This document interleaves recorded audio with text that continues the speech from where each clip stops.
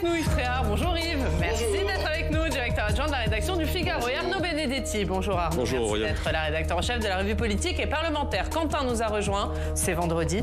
On va revenir avec vous sur la semaine politique marquée par les vives tensions à l'Assemblée autour de la proposition de loi du groupe Lyotte. La majorité a réussi à supprimer le retour à 62 ans avec un vote, mais les invectives ont fusé entre majorité et opposition, de quoi augurer des débats électriques jeudi prochain lors de l'examen en séance. Et puis on parlera du Rassemblement national pointé du doigt dans la commission d'enquête sur les ingérences étrangères qu'il a lui-même demandé. Le rapport accuse le RN d'être une courroie de transmission du pouvoir russe, rapport malhonnête et politisé, s'insurge Marine Le Pen. On va en parler. D'abord, on regarde ensemble l'actualité dans nos régions.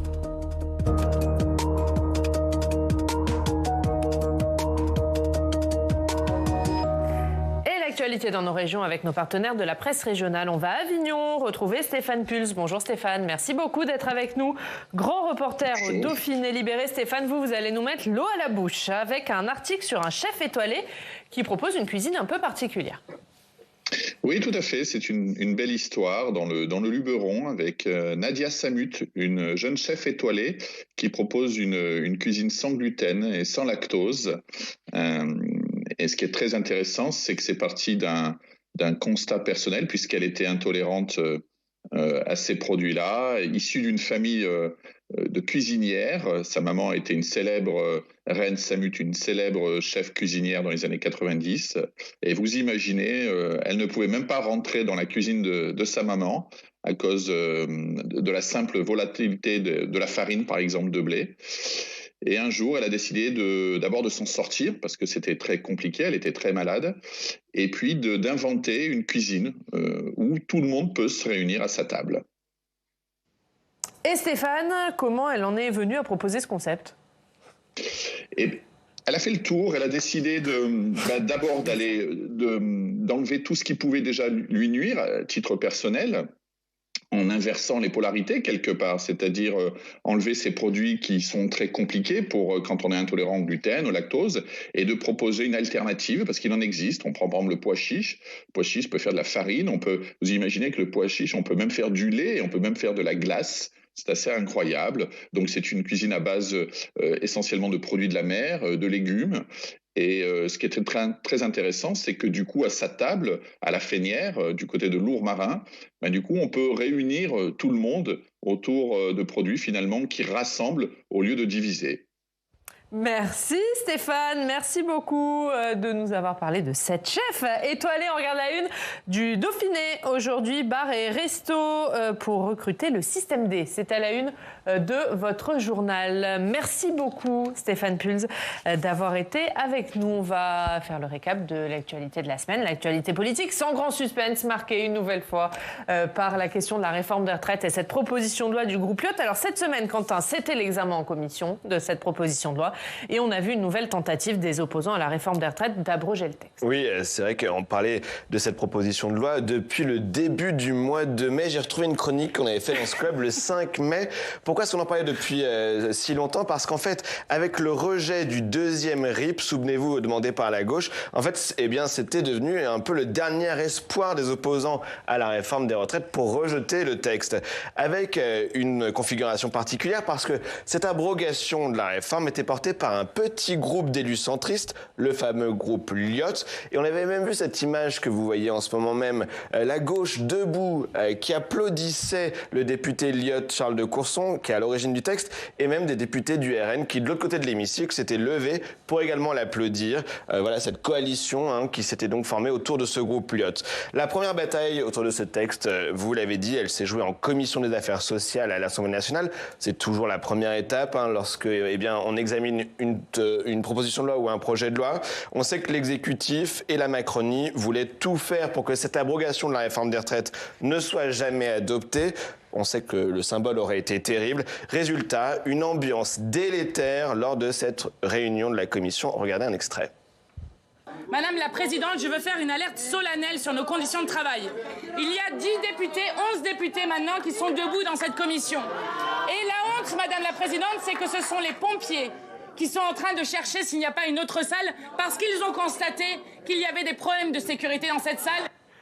On a vu des dizaines de rappels au règlement comme cela, avec toujours ce ton très tendu entre la Macronie et les oppositions. En fait, toute la question était encore une fois de savoir ce qu'allaient faire les LR, dont le vote, on le sait, il est pivot à l'Assemblée nationale et dans ce dossier particulièrement. Le président de groupe n'a pas pris de risque. Il a demandé à 2 députés favorables à la réforme de siéger en commission.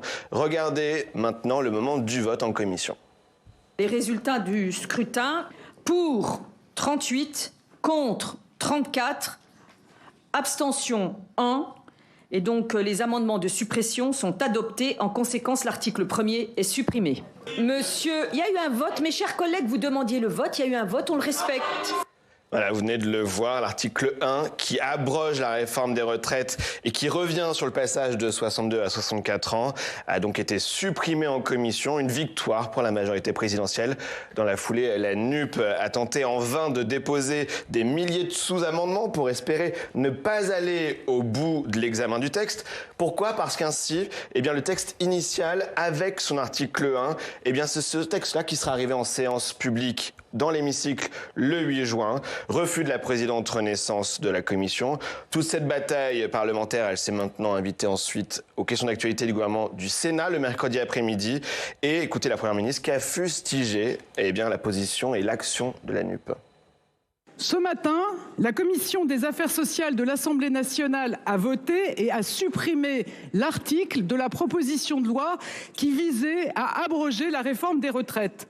C'est un vote clair et démocratique. Mais immédiatement après, la NUPES a répondu par l'obstruction avec le dépôt de 3000 sous-amendements pour empêcher un vote final en commission. La réalité, c'est que lorsque le résultat d'un vote déplaît à la NUPES, elle n'a qu'une réponse, l'obstruction. Voilà pour cette déclaration de la Première ministre. C'était donc mercredi après-midi au Sénat. Prochaine étape dans cette bataille parlementaire, c'est le 8 juin. Les députés examineront maintenant la proposition de loi en séance dans l'hémicycle. Mais il n'y aura plus l'article phare de cette proposition de loi. Et il sera très difficile de réintroduire la mesure car la présidente de l'Assemblée nationale, Yaël Braun-Pivet, elle pourrait s'opposer à tout nouvel amendement de réintroduction puisqu'elle dispose de ce pouvoir désormais. Merci Quentin pour ce résumé. Alors on a vu une nouvelle semaine tendue entre la majorité et la NUP notamment. Qui a remporté la bataille cette semaine ? D'abord, félicitations pour cette mise en scène parce que c'est pas simple. Deuxièmement, qui a remporté ? C'est pas ceux qui veulent s'opposer qui ont remporté, c'est-à-dire ceux qui veulent s'opposer à cette réforme, j'entends. Je pense que vraiment là, les Français, ils y comprennent plus grand-chose. La procédure est compliquée à suivre. Je ne suis pas certain que le personnel politique gagne en crédit en montrant ce spectacle. Et je pense que beaucoup de Français, même s'ils sont hostiles au fait de travailler plus longtemps, voudraient passer à autre chose et que la page soit tournée. Avec quand même, on retiendra dans cet épisode un summum de bêtises et d'hypocrisie. Alors bêtises, le mot était peut-être un peu fort, mais je veux dire, le spectacle donné est un spectacle médiocre. En commission, dans l'hémicycle, où il y a peu d'arguments finalement, et les arguments les plus massifs qui peuvent être des arguments d'ordre démographique ou qui peuvent être des arguments d'ordre social n'ont pas été développés. Ça a été vraiment un jeu de cours de récréation.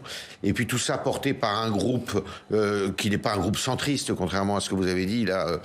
C'est un groupe composite fait de gens vraiment d'univers très particuliers, enfin pas particuliers mais très divers, très variés, porté par un homme qui s'appelle Charles de Courson, qui il y a quelques années réclamait la retraite à 65 ans. On est dans le bal des hypocrites et dans un jeu politique qui, moi, me désespère un peu.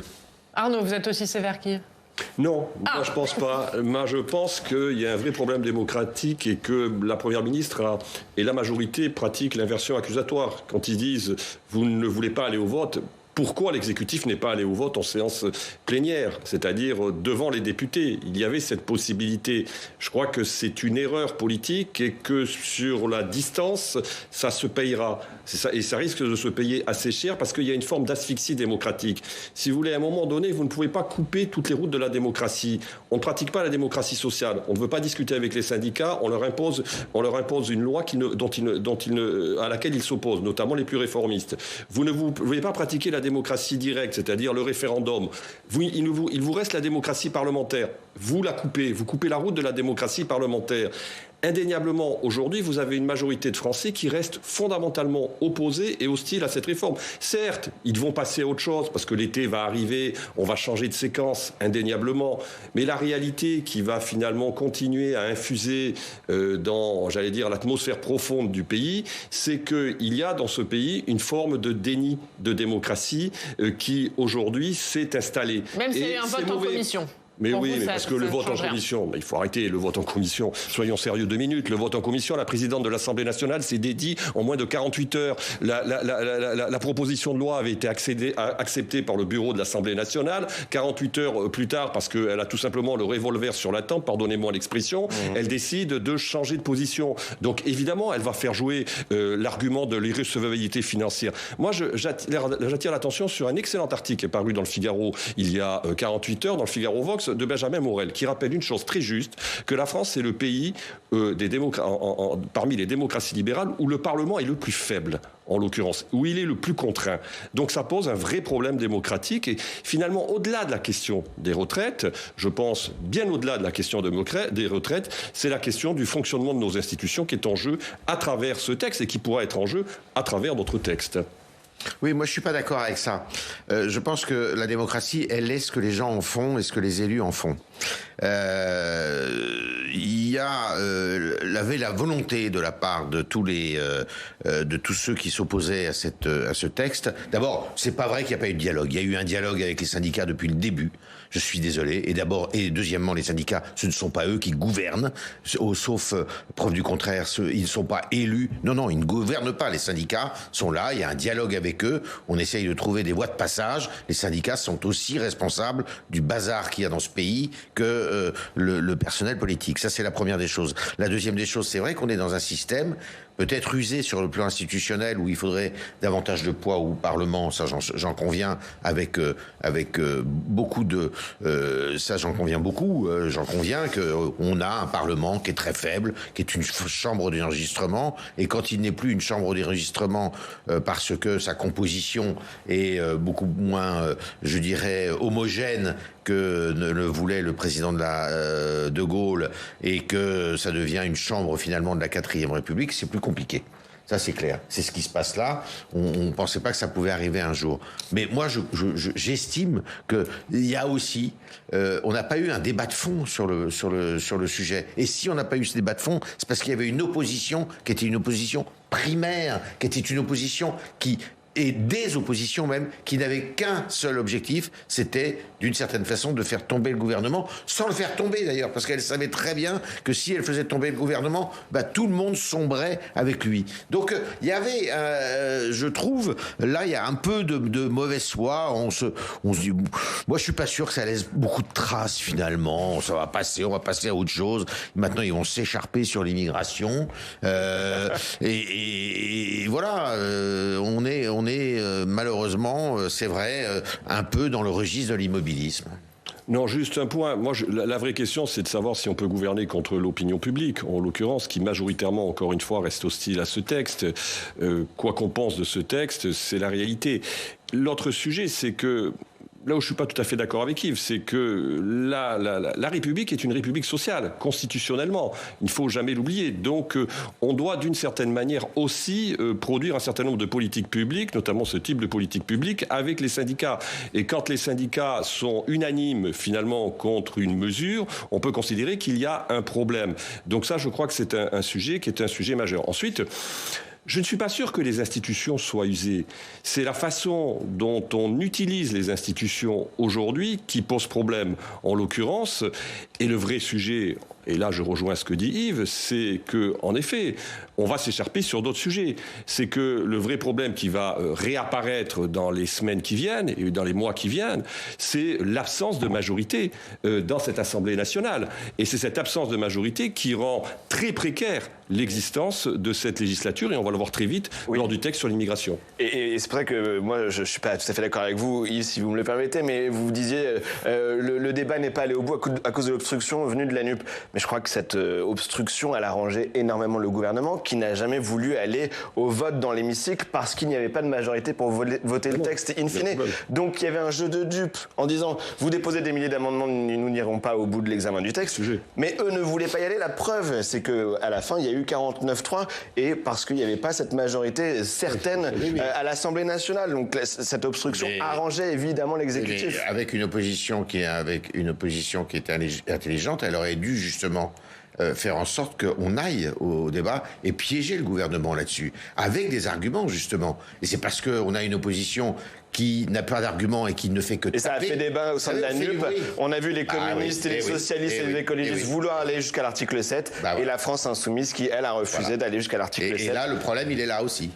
Et du coup, qui peut sortir gagnant? Jeudi, il y aura une discussion en séance. Il y en a qu'un qui sort gagnant, c'est celui qui ne dit rien. C'est-à-dire le Rassemblement national, si on en croit les études d'opinion.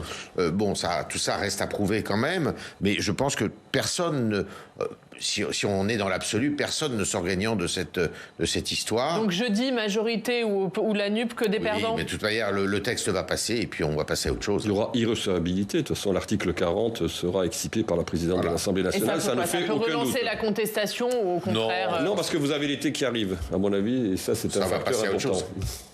L'hypothèse qui tire la corde, c'est qu'il y ait une séance de 9h à midi, que les oppositions, notamment la NUP, viennent en séance pour dénoncer les conditions d'examen du texte, qu'effectivement, il n'y aura pas de réintroduction de l'article 1 et que du coup, le texte vidé de sa substance n'ira pas au bout.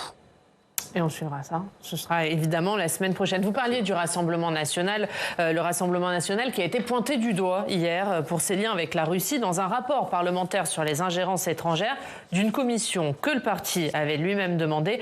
Rapport qualifié de malhonnête et politisé par Marine Le Pen. Résumé des faits avec Laura Sauvage. Branle-bas de combat au Rassemblement national. La commission d'enquête de l'Assemblée nationale sur les ingérences étrangères en France a rendu son rapport hier. Il dénonce les liens entre le parti de Marine Le Pen et la Russie de Vladimir Poutine. Le rapport cite l'ancienne ministre chargée des Affaires européennes, Nathalie Loiseau, auditionnée par la commission d'enquête le 6 avril. Le circuit privilégié par Moscou pour diffuser son influence en France et, comme ailleurs en Europe, l'extrême droite. Ce lien s'explique notamment par une forte convergence de vues avec le pouvoir russe sur un certain nombre de valeurs politiques et de questions géopolitiques. Ironie du sort, la commission d'enquête a été créée à l'initiative du RN. L'objectif était de mettre en pièces les accusations d'inféodation de Marine Le Pen à Vladimir Poutine, dont Emmanuel Macron avait usé lors de l'entre-deux-tours de la campagne présidentielle. Mais après 6 mois d'audition, le rapport de la commission désigne le parti de Marine Le Pen comme une courroie de transmission efficace du Kremlin en France et consacre pas moins de 10 pages aux pré-russes du RN, sans toutefois apporter la preuve d'un échange de services entre le parti d'extrême droite et le régime de Vladimir Poutine. La réalité de ce rapport, c'est qu'il n'y a rien. En fait, c'est-à-dire que les gens qui nous ont accusés n'ont aucun début de commencement d'éléments factuels. Au total, 30 députés de tous bords politiques ont siégé dans cette commission d'enquête. Pas encore publié, le rapport vire déjà à la bataille rangée entre le RN et la majorité présidentielle. Yves, ce rapport qui est donc très dur avec le Rassemblement national, un courroie de transmission de la Russie, alors que c'est le Rassemblement national lui-même qui avait demandé cette commission d'enquête sur les ingérences étrangères pour couper court justement aux arguments de ceux qui disaient qu'il avait un lien avec la Russie. C'est quoi? C'est le Rassemblement national pris à son propre piège? Oui, on parlait de jeu de dupes tout à l'heure, on n'en est pas loin là non plus. Écoutez, j'en sais rien. Moi, je n'ai pas lu le rapport, pour dire la vérité. Je ne le connais pas. Il sera rendu public la semaine prochaine. Voilà. Donc, ce que je peux dire, c'est que ce que j'en entends et ce que disent les uns et les autres, c'est que j'ai pas l'impression qu'il y ait le début du commencement de preuves manifestes. Moi, ce qui m'intéresse, je vais vous dire, c'est pas tellement de savoir si Madame Le Pen relaye les idées de Monsieur Poutine. Je crois pas que ça soit tellement le cas. Ce qui m'intéresse, c'est de savoir si elle est financée et à quelle hauteur par des fonds qui viennent éventuellement de la Russie. C'est ça qui m'intéresse. Le reste, c'est du bavardage. Les accusations qu'on porte contre Madame Le Pen, on peut les porter contre Monsieur Zemmour, on peut les porter contre Monsieur Mélenchon, mais on a, voilà, c'est quoi? C'est des commentaires. Ça relève du commentaire. Alors, ce qui est assez étonnant, c'est la procédure. C'est pourquoi Madame Le Pen a réclamé cette commission qui est présidée par un membre du Rassemblement national, mais dont le rapporteur est quelqu'un de la majorité qui ne veut qu'une chose, c'est faire du mal au Rassemblement national. Et encore, j'en suis pas certain, parce qu'ils ont intérêt à ce que ce match continue. Donc, c'est assez particulier. Je suis pas certain non plus que les conclusions telles qu'elles existent aujourd'hui, et si ça va pas plus loin, eh bien, tout ça ne fasse pas pchit finalement, puisqu'on n'apprendra rien de neuf. Ouais, donc ça peut pas nuire au Rassemblement national, Arnaud. C'est pas quand même une erreur politique d'avoir demandé cette commission d'enquête? Moi, je crois que ça aura très peu d'effet et très peu d'impact dans l'opinion publique. Bon, il faut voir ce qu'il y a dans le rapport. On le verra la semaine prochaine, puisqu'il sera rendu public la semaine prochaine. Mais je rejoins ce que dit Yves Tréhard, c'est que finalement, sur la question de la Russie et des liens avec la Russie, le Rassemblement national n'est pas le seul, véritablement aujourd'hui, la seule formation politique qui puisse être mis en cause sur des liens avec la Russie, ou en tout cas sur des positions qui seraient des positions bienveillantes vis-à-vis de la Russie.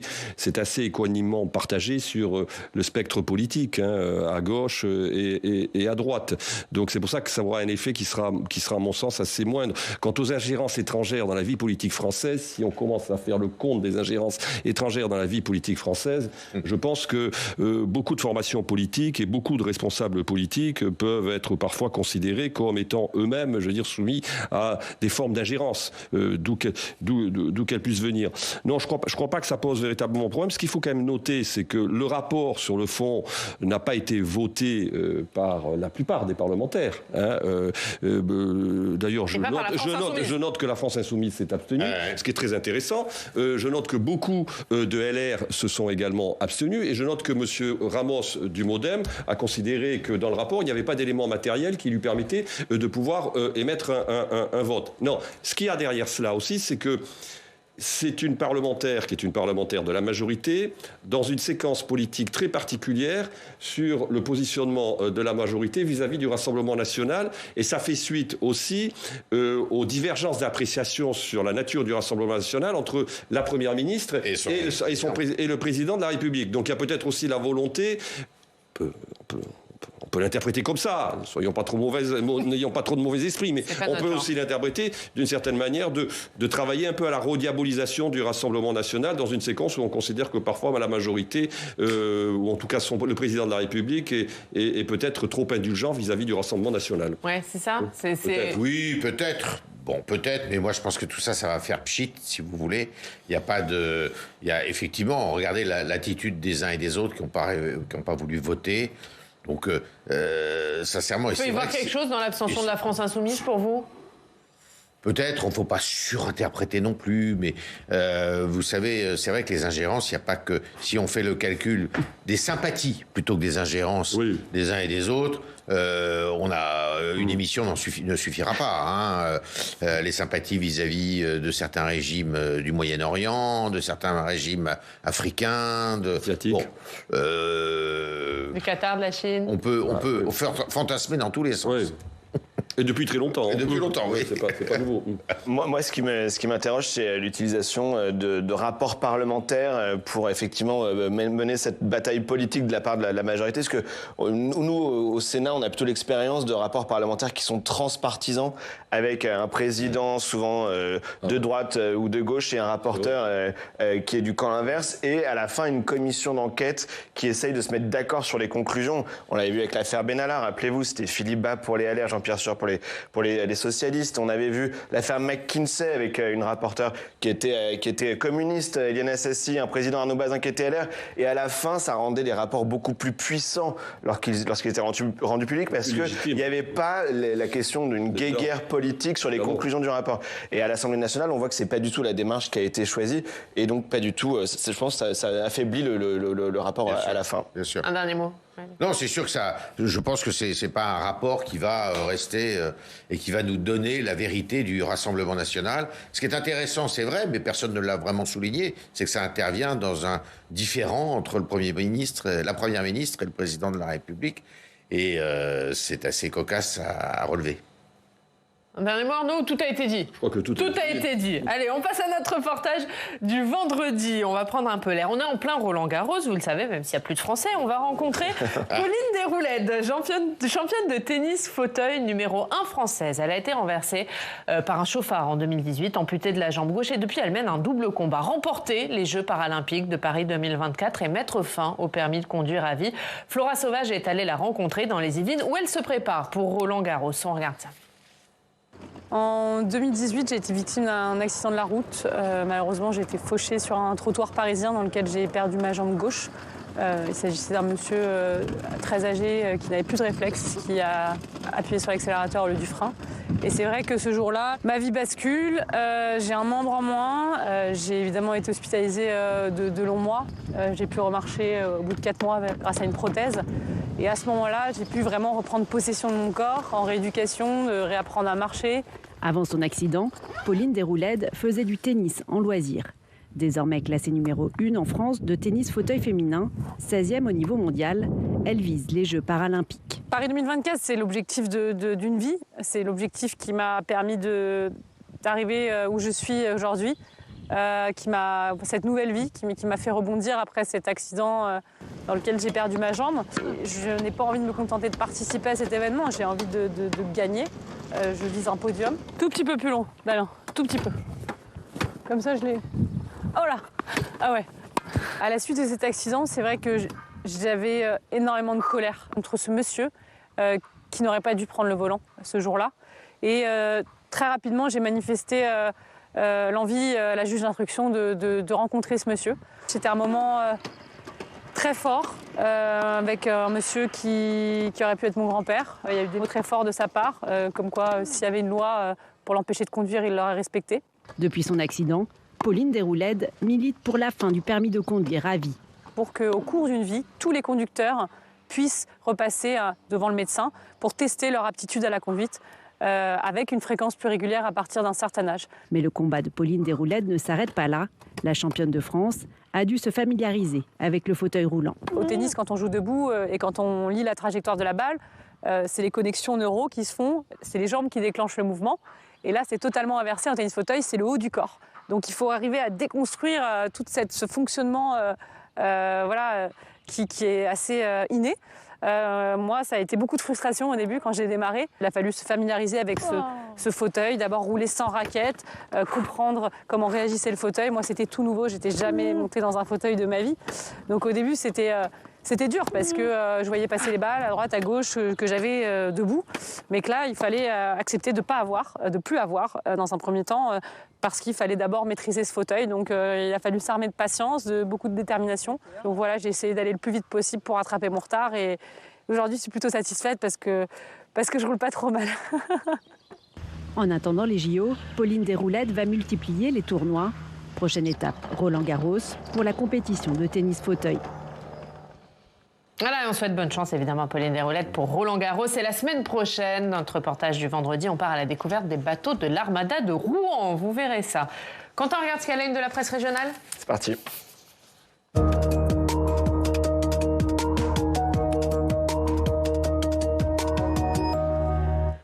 Et Quentin, on commence par une forte émotion. C'était hier les obsèques de l'infirmière poignardée à Reims. Tout à fait. La presse raconte cet adieu à Karen, poignardée à mort le 22 mai dernier au CHU de Reims. Une cérémonie particulièrement émouvante, peut-on lire dans la presse régionale. Sa famille et ses collègues ont dit adieu à leur rayon de soleil, écrit même l'Ardennais. Dans les pages intérieures du journal, on lit le récit de cette cérémonie et les mots de la mère de l'infirmière qui a raconté le parcours de sa fille, qui a travaillé dans l'humanitaire, par exemple au Burkina Faso.